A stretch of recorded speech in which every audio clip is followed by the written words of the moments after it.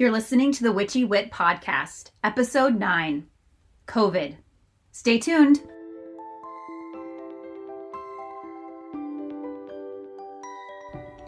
Welcome to the Witchy Wit Podcast, where we look at life through a witchy lens. I'm Kimberlyn. I'm Leilani. At Witchy Wit, we explore current events, Ideas, music and books, and experiences in ways that recognize energy and life in everybody and everything. We are both real witches. And we bring two real perspectives through the lens of our different ages, Races, and backgrounds. with a healthy skepticism for what we have been told is true. Our conversations are raw, candid, and vulnerable. Join us as we cast a spell to uncover what we each know is true in our intuitive, witchy selves. Welcome to our circle. We're so glad to have each of you with us today as we talk about COVID and the many ways it's affected us and permeated our practices, spiritual, our life practices. But before that, we wanted to take a moment and check in and see how we're doing. So, Kimberlyn, how are things? I'm a little nervous to ask. How's everything going? Well, right now things are going fine, in terms of like my personal life, but I'm just a little disconcerted and dismayed by, by the behavior of some of our politicians and some of our fellow Americans. We had the counting of the electoral votes last week on Wednesday, and the president tweeted a bunch of stuff that was inflammatory and caused a number of Americans to basically protest, but protest in a way in which they were actually going into the houses, the chambers of Congress, and being really, really violent. And I'm just so upset because I compare that to the White House and Capitol response when the Black Lives Matter protesters came to Washington and protested, and you had, there was a police officer every 2 feet, if they had even that much space between them. And in this case, not only did we not have that police presence, but those that were there, a number of them, not all of them, but a number of them actually let the protesters in and took selfies with them, and the atmosphere was so totally different. And it was, and the thing about it for me was that, as opposed to a peaceful protest, this was ugly. These were people who were violent, and they were doing all sorts of antisocial behavior. I'll just leave it at that. But and just the way it was treated, and I just think it's again, as you had said in a previous episode. It just tells us that we may have had like a little scabbing over of some of our wounds, but the wounds are still there, and they're very, very deep, and they somehow need to be addressed. And so I'm afraid for my country. I'm really afraid for my country, and I hope that as we move forward, that the incoming administration recognizes that this needs to be dealt with, and not dealt with as in, oh, we all have our opinions and blah, blah, blah, blah. But this is behavior that's unacceptable, and you would not accept it had the protesters been Black or people of color. And so if that's the case, then let's just even the playing ground. I almost choked myself to death. Let's even the playing ground.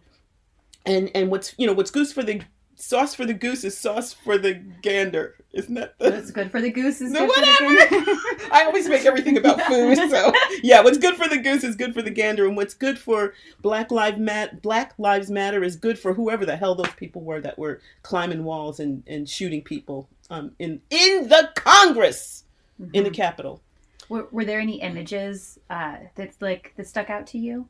Oh, funny you should say. Oh, really? Funny you should ask. Because yes, well, one was actually 2 pictures of the Capitol steps, and one in which there were police officers, like I said, almost shoulder to shoulder with SWAT, the face masks and the riot gear, and they had the rubber bullets, the guns with the rubber bullets and all that sort of stuff, versus the other where they're just literally just strolling and taking frickin' selfies with the police and not just kind of strolling in and saying, okay, you know, we protest, but they were strolling in and they were being disruptive. They were destroying property. They were injuring people, and that's totally different. So that's the image, that kind of that juxtaposition of those two responses.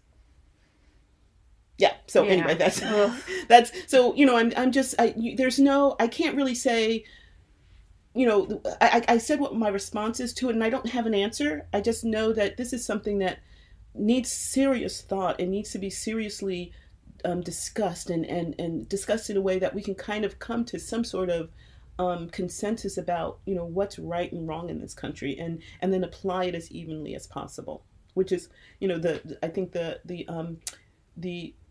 the message that people should have gotten from the protests last summer.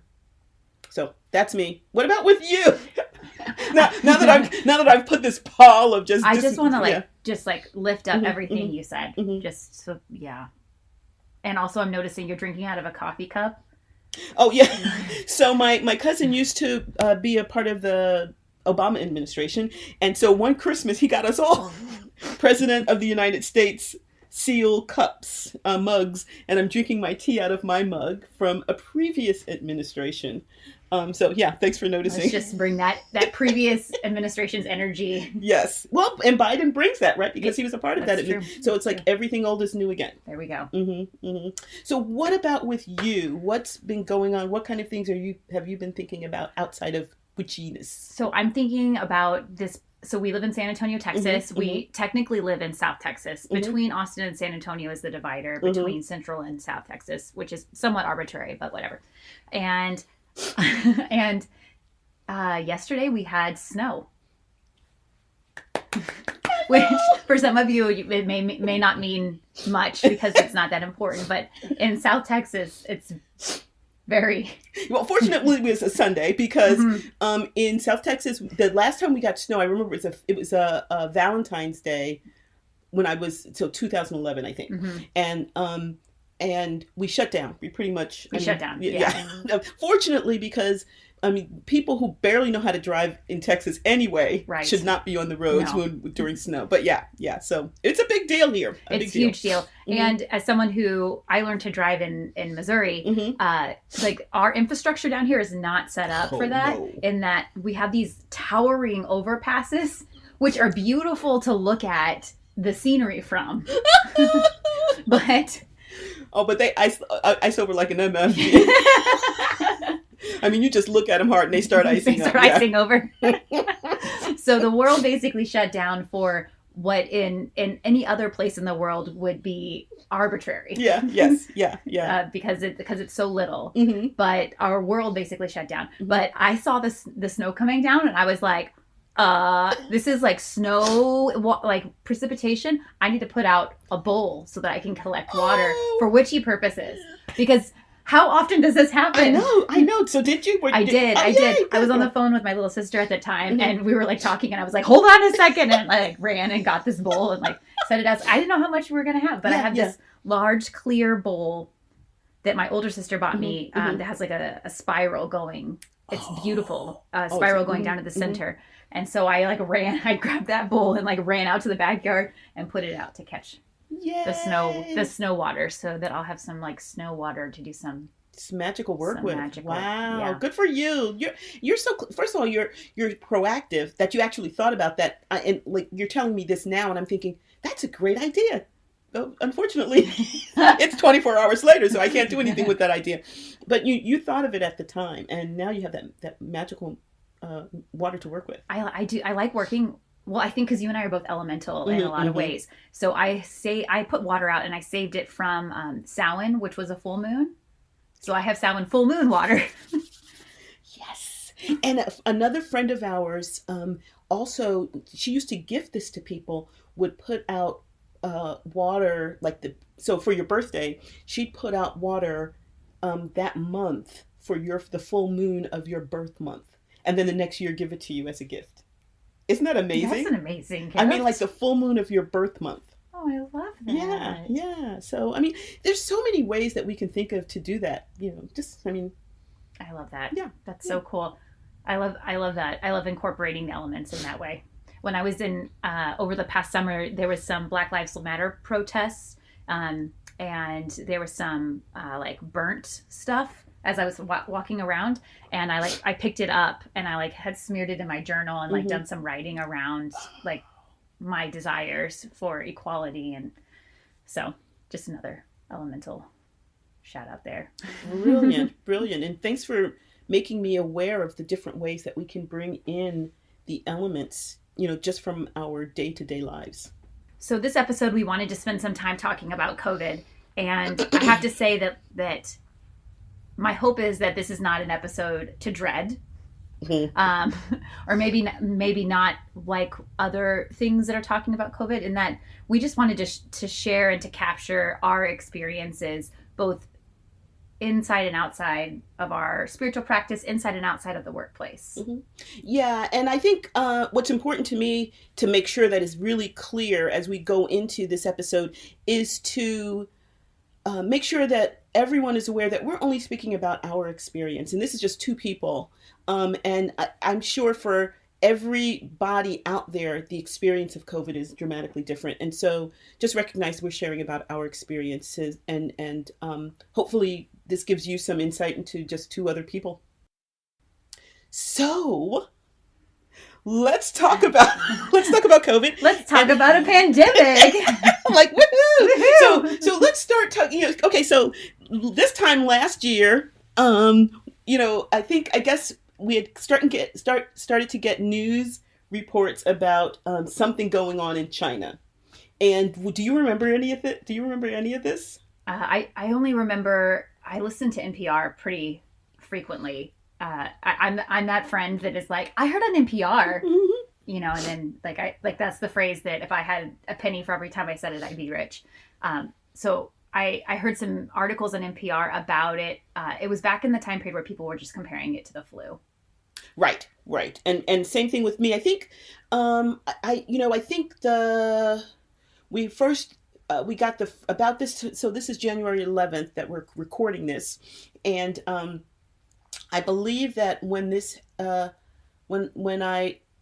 last year, the only thing I knew was that there was this illness that had just decimated, not in terms of deaths, but just in terms of just people becoming sick, whole regions of China.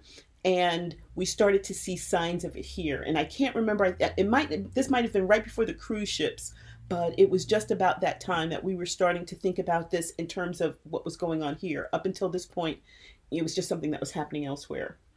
I think I worked in education, so I think it was very much everybody stay calm and keep coming to work. Yes, yeah. Which in education is like pretty normal. I mean, so it took a pandemic, right? I mean, I think in the closest that we come to this would be like maybe a hurricane. In terms of maybe the administration of a school system thinking that we won't have school today, because, and I get it, they have constraints. They actually have accreditation constraints. They literally have to have a certain number of days in the year for a student to graduate with a diploma. So I get it, but they can be pretty hard ass. Yeah, definitely. So yeah, and I think at the university that I teach, I don't even think they gave it another thought. I mean, because it was something that other people had to worry about. Yeah. Mm-hmm. Could we say the last? Can I share the last thing that I did prior to the lockdown? Please. Okay. So my partner and I had tickets to see Deadmau5, this like EDM trance. Yeah. So who was in town, which is like super rare because in Texas, everybody goes to Austin, Dallas, and Houston and always skips over San Antonio. We're right here, people. I know. So we had already purchased tickets like months beforehand. We knew that the pandemic was a thing, but we weren't really sure. This was March. And so like people wear masks at raves. So like that was kind of like, way to go EDM culture for being ahead of the game there. But I remember we were there and I was like telling him like, do not touch the handrails, because this is before we knew that it was mostly respiratory. Instead of like touching. So it was like, don't touch the handrails, don't touch the handrails. So like we're walking through this like, and it's like sardines in the crowd. But it was a wonderful show. But I remember being there and thinking like, this is probably like, if stuff keeps going, like this is probably going to be the last thing. And it was. The last song played was a song called Lockdown. No. And I wonder if that was on purpose. Wow. It's prescient if nothing else. Right. Wow. Yeah. That's amazing. I'm trying to remember. I think the weekend. So basically I remember hearing, it became real for me as a thing. Well, actually, no, I take that back. It became real for me because we had a ritual and we were, as a group, we were trying to decide because we started to get the health guidelines and we had a number of women who would be considered at risk because of health or age. We were trying to figure out whether or not we were going to have the ritual that month. But right before, so we had started that discussion at the beginning of the month, but other places, things are still going on as usual. And for me, it became real the Wednesday of our spring break, which is the middle, like I'm going to say it's like the 15th or something of March, when we got the news that we were not coming back to the campus. We were going to be remote. And that's dramatic for a university to say something like that, right? So, but the weekend before, I remember I was ushering at a show. We have kind of an experimental theater group here in town. And I was ushering for that. And there were, I think, 2 people in the audience. Oh, wow. And she did fortunately it was a one-woman show, so there weren't more people on stage than there were. I've been in performances where there are more people on stage than in the audience. So she did her show, but that was kind of like the last gasp before everything shut down. And ACL was one of the first like big names I remember to cancel, and everyone was like, "What, ACL?" At Fiesta. Oh, Fiesta. Fiesta Is the second largest regional celebration in the United States. The first of which is Mardi Gras. Mm-hmm. And for Fiesta to cancel, that was a big deal. We get off school for Fiesta. Yeah, I know. Like that's how big of a deal it is, just so people understand. Like we have a day off of school. For Fiesta in San Antonio. So just saying. So yeah, that was I think that was when we began to really, as opposed to it being kind of optional and let's be considerate of other people, that's when they said, shut down. We're just not going to do this. So as we think about the impact of COVID, there's a number of different areas that we can talk about, but let's just kind of, compartmentalize, even though we might end up branching out. And let's start with work. How did COVID affect you at work? So I work with pregnant and parenting teens. So I am a teacher, but I'm not in a traditional classroom. I do have a classroom, but it's not as traditional. But I think what was zaniest to me is we went home and we were on lockdown in our houses. And so I'm like trying to Zoom with my kids, which like a lot of them are low income. A lot of them don't have technology. If they have phones, they're the like you pay by the minute phones a lot of times. So wow. Okay. I didn't think about that. So that was like kind of bananas. But then I have this like one moment where I remember I'm sitting at my kitchen table, which had turned into like a makeshift like battle zone, ground center of like, ground control for everything. And I have like my screen's up and I'm trying to I normally do like a parenting group with my kids. And so it's just so the kids can kind of not feel so alone. And we teach like really great stuff. So like parenting stuff and like anger management and like how to like set healthy boundaries, just things that are good for their kids, early literacy skills. So we're trying to like teach the kids early literacy so that they can like teach their kids early literacy. And we have like the Zoom windows popped up and we cannot do anything because there are like babies crying in every single Zoom. Oh, that's right, because they're all home. They're all home and they have their babies and then they have their siblings. I mean, and it is just like cacophony of like babies crying, babies like wanting snack, like, like asking for food, like one, like they get up to get a bottle. I mean, like one like blows out a diaper and it's just like if you think having babies in person is like, cacophonous and chaotic, try it over Zoom. Oh, I can imagine, because you can't even, like at least in real life, in a room, you can kind of focus and look at somebody and kind of tune out what else is going on. Yeah. But you can't do that on Zoom because Zoom controls the focus. Yeah. Wow. Yeah. That had to have been pretty tough. It was. Yeah. Yeah. Do you have any impressions or memories? So, I remember going to remote, and fortunately, and so this is what happened in the spring, and then it was different when we came back in the fall. But fortunately, we had 2 months of in class stuff, and I'm very I think in classes in which we have a lot of discussion, I think it's really important that we develop a class culture. So we do some group building exercises and stuff. So I think when we went to remote, they knew each other already, so it wasn't as hard. It was more like doing a FaceTime with your, you know what I mean? Mm-hmm. Like instead of doing a FaceTime with your family, I was doing a FaceTime with my kids. And so it wasn't as bad. There were technological problems. One of my classes is a creativity and artistic expression class. So we had to really do a lot of punting on that class. That took a lot of creativity. Yes, exactly. To get that one, to kind of keep going with that. But the kids were so game. It was like, well, okay, this is what it is.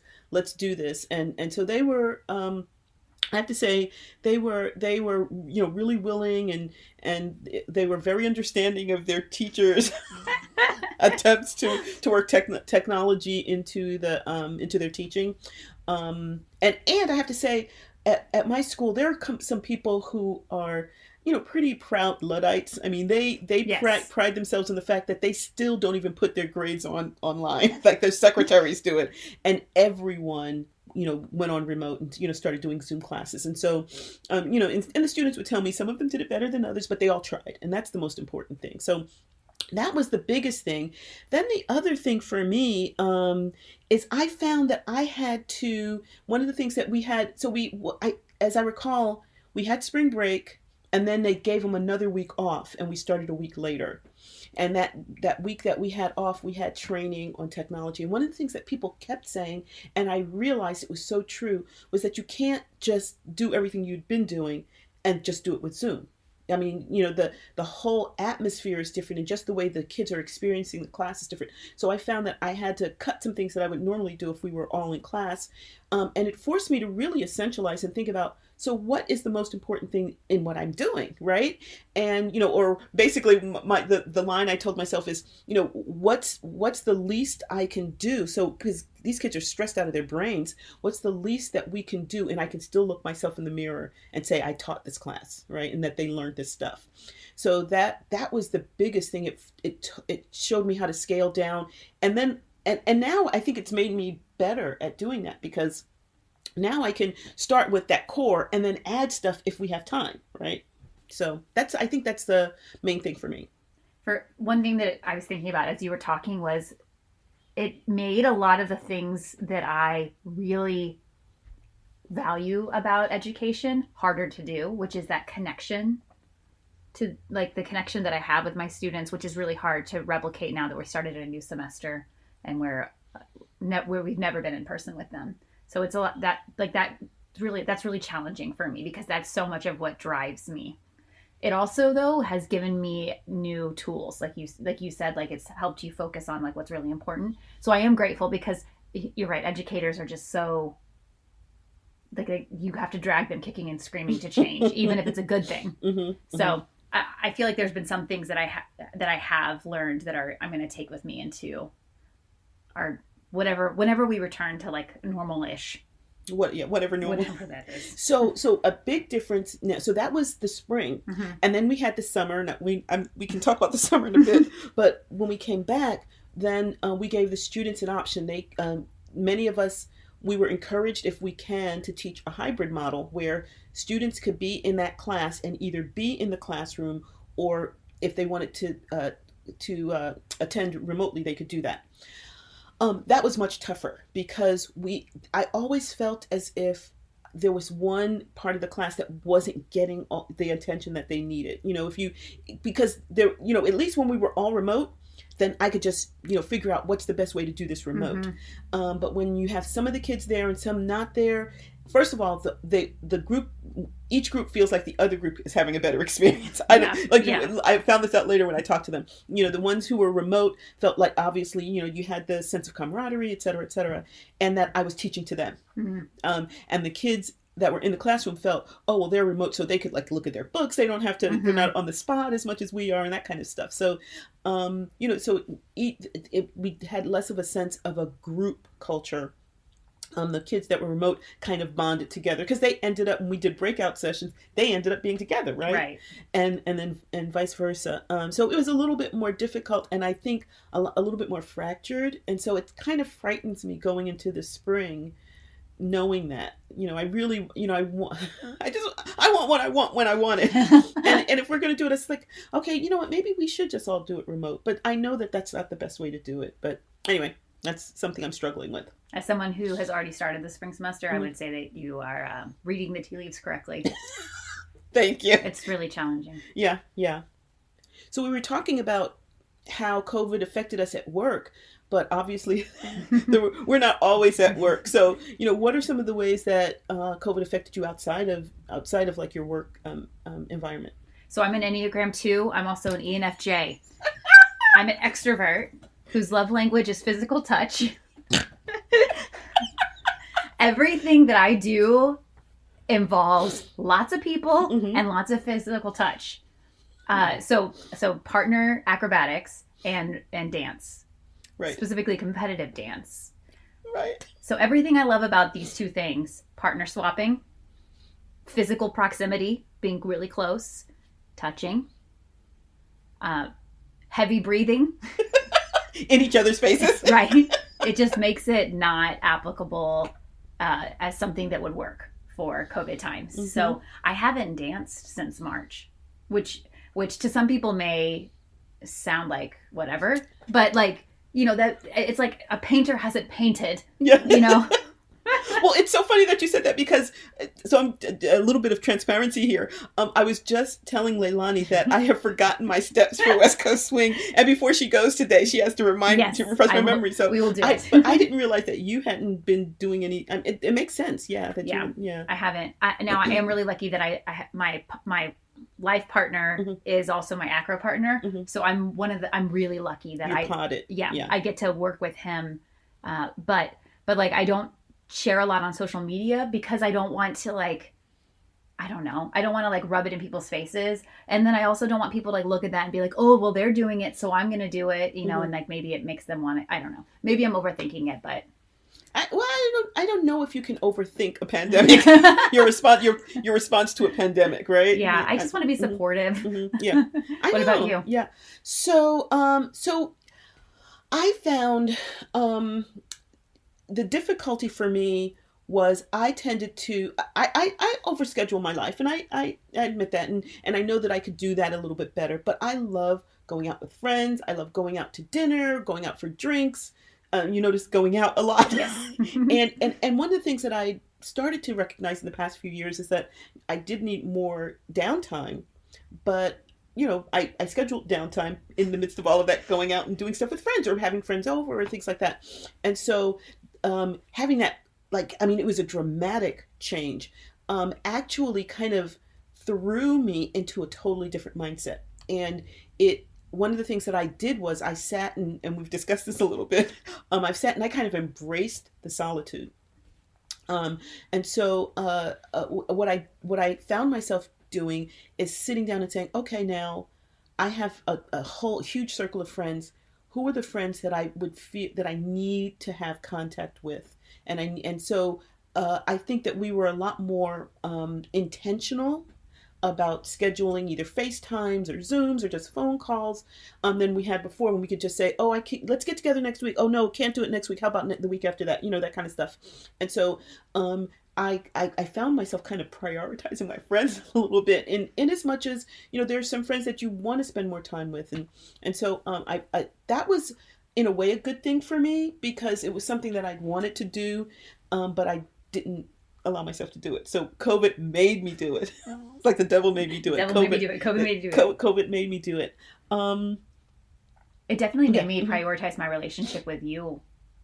Yes! Because I think, like, aside from, now we did go to Portland together for a year, but a lot of it was just proximity to you, because I would see you at Ritual, or I would see you at, like, whenever like the people who facilitate Ritual would meet, like you would be there. So a lot of like my connection with you was facilitated for me. And I was just kind of passive about it. And I would look forward to seeing you, and I would take time and make sure I was with you at retreats or ritual or whatever. But whenever that was taken away from me, then that's one of the reasons why I started thinking, like, I really miss her. Yes. I really want to be with Well, her. yeah. I mean, so much of our contact is situational. Mm-hmm. We have situations in which we normally see people. Mm-hmm. And so now we had to sit down and figure out, okay, how do we see that person? And do we really want to? You know what I mean? Yeah. And so, yeah, I get that. I appreciate that. So you say that you're an extrovert and you like to have like physical contact mm-hmm. and an embodied experience. What did that do to you emotionally, mentally, when that was taken away from you? I think I didn't know how to, I had all this energy pent up in my body, and I didn't know how to express it out of, like, it was like a firecracker, whoa. like in a bottle, like it was just like, I felt so like Pent up. Thank you. I'm like doing the motion with my hand. It felt so pent up. I also enjoy cleaning. I was like cleaning my house, like on my hands and knees, like scrubbing the grout, Wow. like, did you know you can mop your walls? 'Cause you can. I love you. You give me such a wonderful ways of interacting with my home. Because my home became my friend, and I was like mop, and that was like a physical action that I could take, especially at the beginning, whenever we weren't like leaving the house. And my partner works at a gym, and the gym was closed down for a while, and because mm-hmm. people, mm-hmm. and so like we would like enter the gym at night. Oh, because because he works there. Yeah. And like the lights were off, like the like air conditioner heater was off, so like we would break into the gym at night, and now she tells us. like we would train, and like without the lights on, because because nobody knows, like, I don't know, like the COVID police are going to be driving around. Like, I don't know, but we would like train in the middle of the night. Speaking of which, and I don't, you may want to, we may end up cutting this.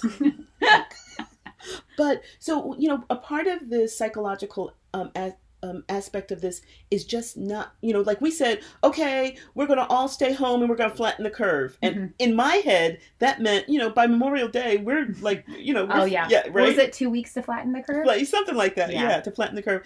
And I noticed to flatten the curve. We haven't heard that in almost a year. Right. It's because it's like going upward. Exactly. But how did that affect you? Because I know that you had all of these plans for the summer with your partner with Acro. Mm-hmm. And so not knowing did that have any sort of effect, or were you pretty still optimistic, or what?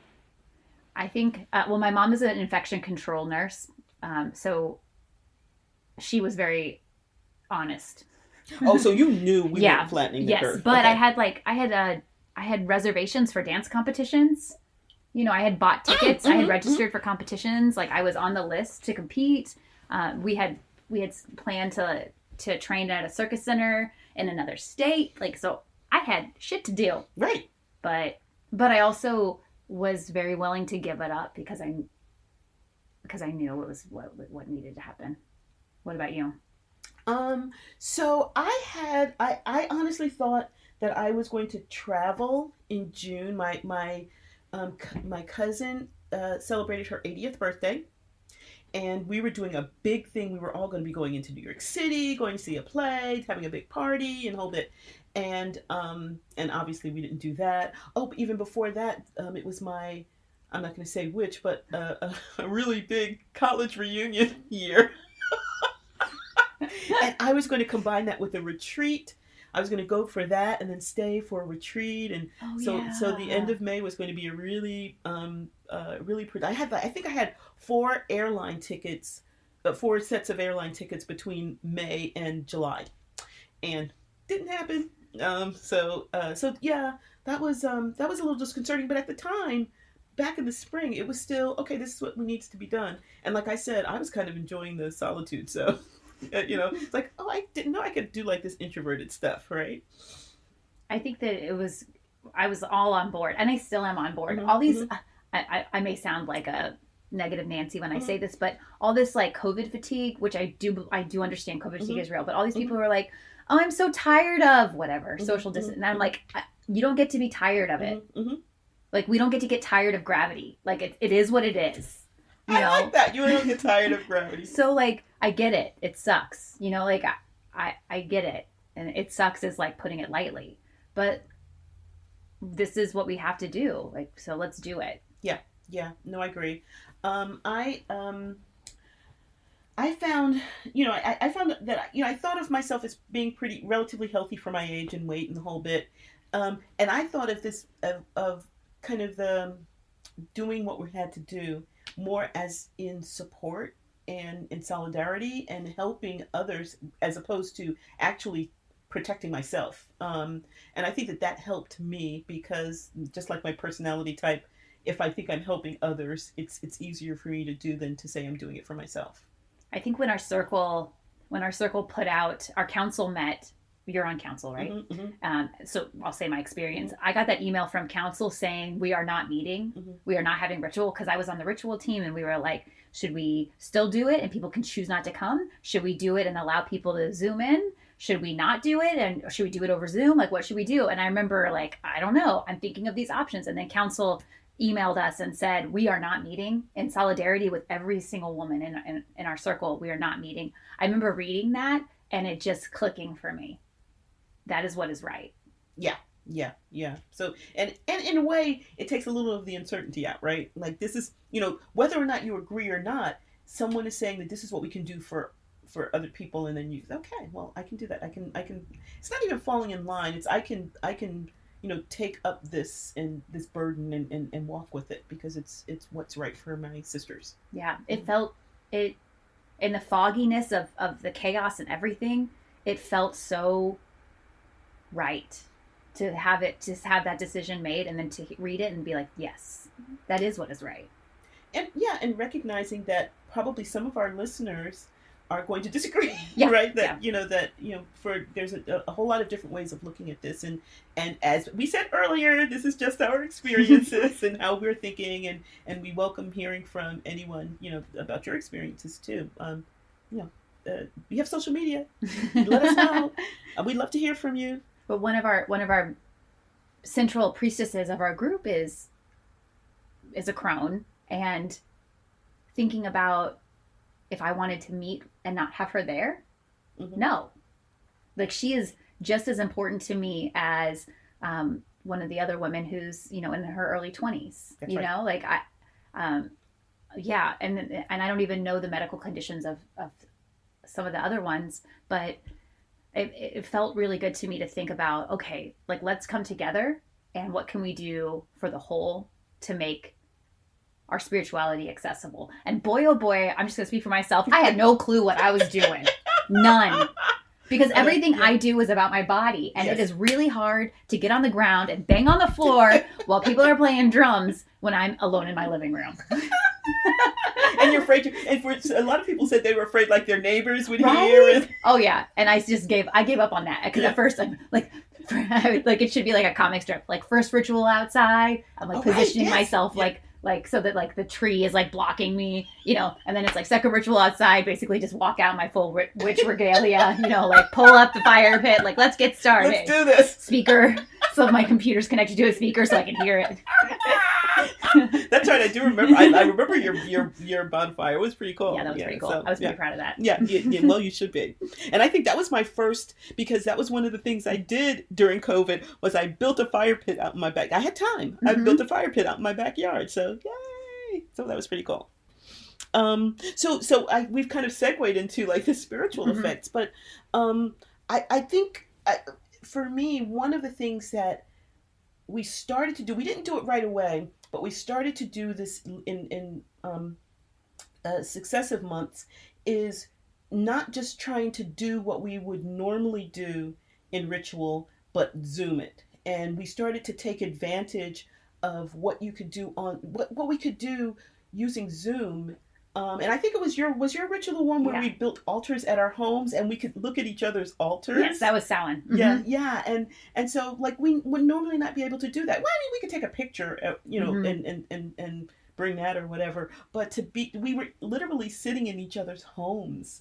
And that was I just found that was so, it had so much impact for me, that I could be a part of each woman's little Samhain ritual, in many cases they had Dia de los Muertos altars and things like that, and ancestor altars, and so being able to get a little glimpse of each other was so magical for me. That felt really intimate to me.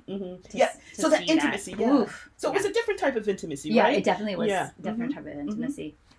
And then another ritual that we did was around fire. Yes. And so like the fire pit that you had built in your backyard like was perfect.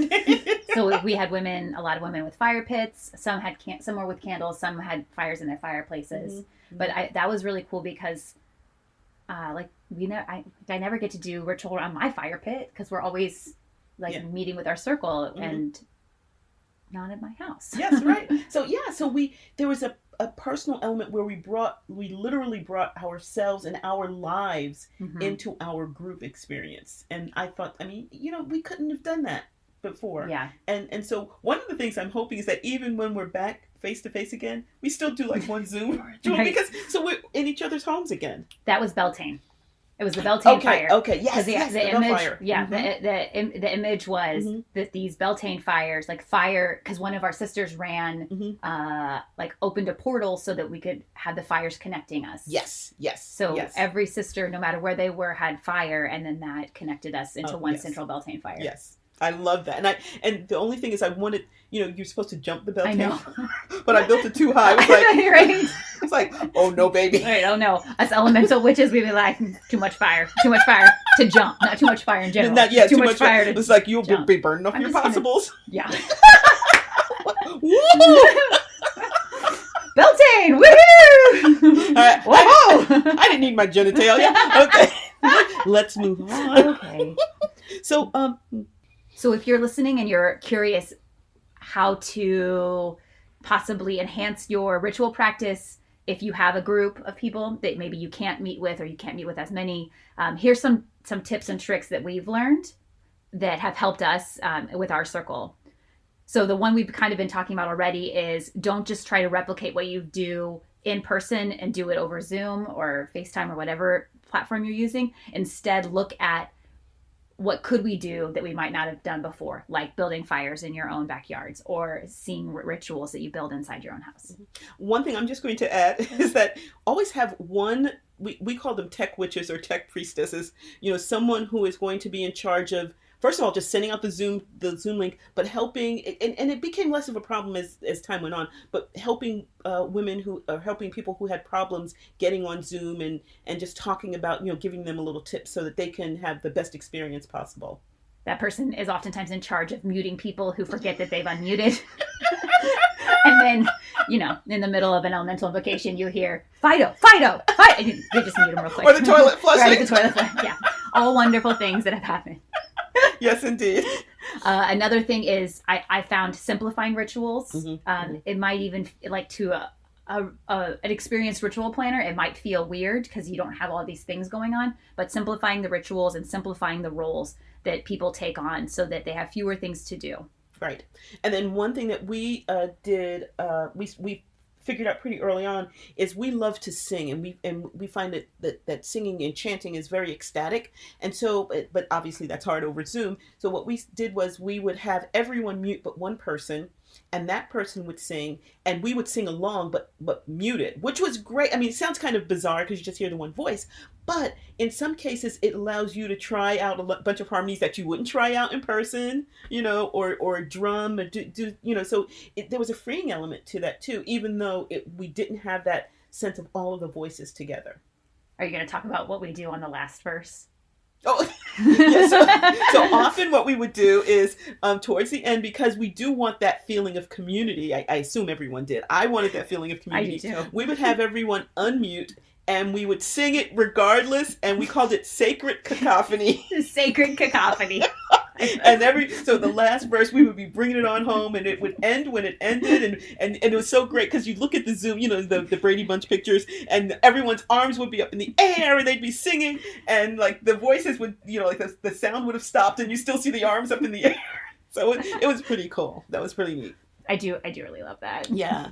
One thing that I found that is really helpful which is weird because it's like adding more technology. And the ritual team, we would start a text string right before ritual starts, because if something happens and people get kicked off of the Zoom or their internet goes down, then we could connect. And so one time we had a tech priestess, actually, her internet slowed. She got kicked off.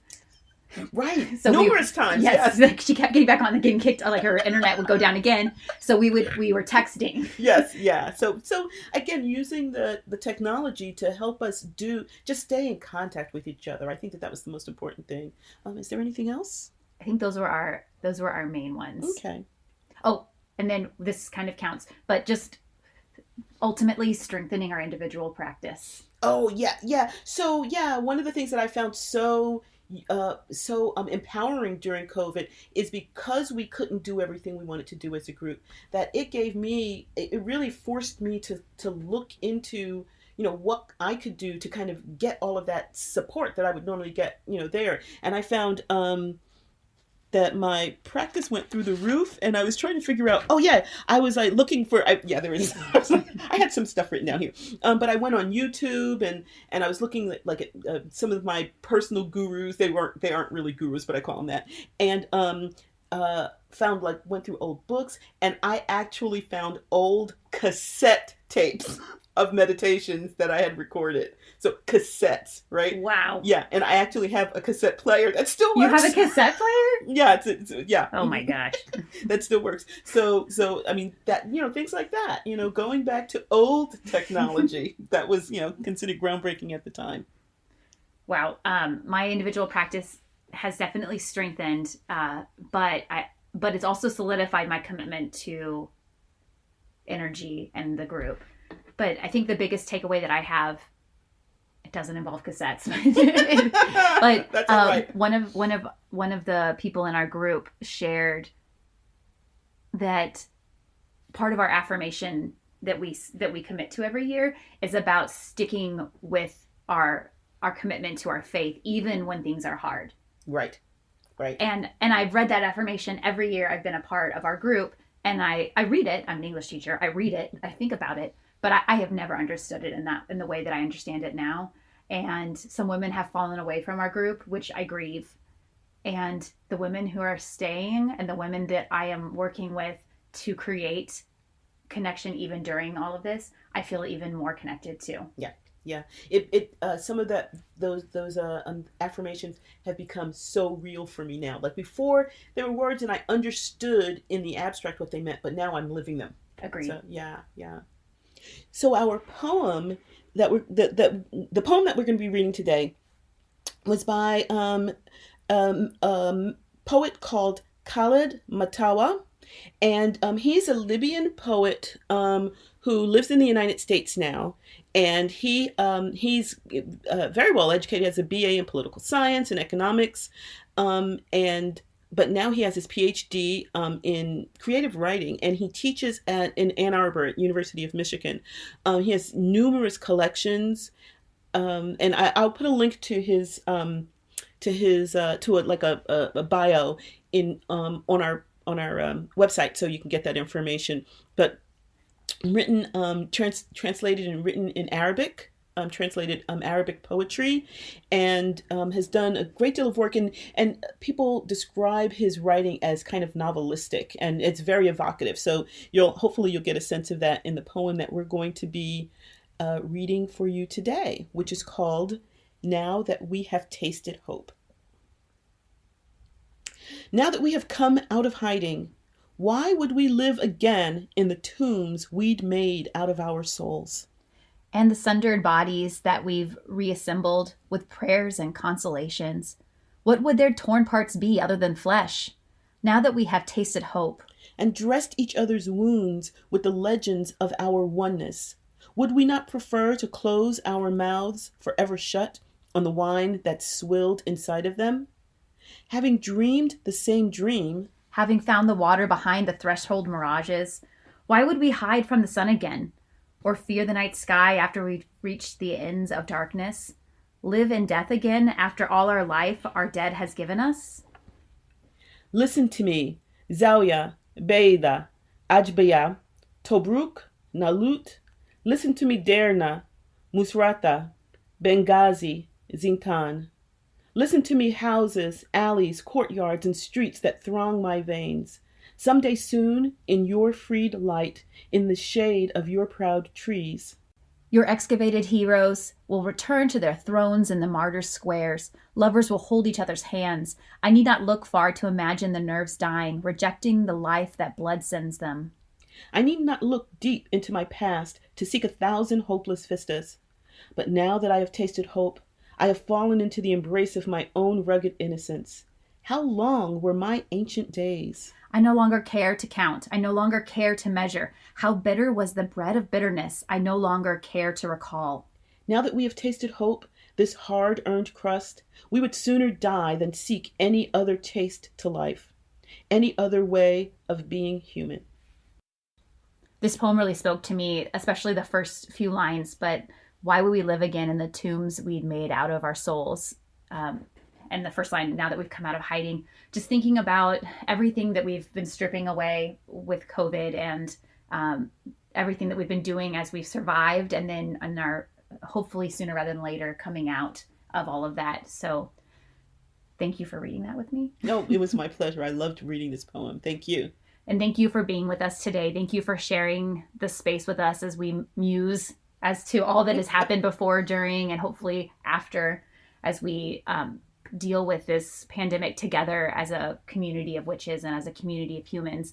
If you are interested, reach out to us on social media. Let us know what you're doing with your circle or your groups of witches or your individual spiritual practice. Let us know how it's going for you, what you've done, anything you've figured out. And also, where my witches at? Let us know where you're at. Let us know what you're up to. But we always love hearing from each of you. Thank you so much for being a part of this, and good luck as you face this new year, and also keep working. Hang in there. We'll get out of this. I promise. You can find us on Instagram and Facebook, and you can also find our podcast on any of the platforms, including YouTube. And feel free to rate us and review us. It helps others find us, and it's something that you can do to help support us. We also are on Patreon, and you can get specific content there that's not available anywhere else. We hope you've enjoyed the magic that has unfolded here at Witchy Wit. Follow us on Instagram and Facebook at Witchy Wit Podcast. Email us at witchywit123@gmail.com. Rate and review us on Apple Podcasts, Spotify, or wherever you get your podcasts. Get exclusive content and support us on Patreon. Stay witchy, y'all!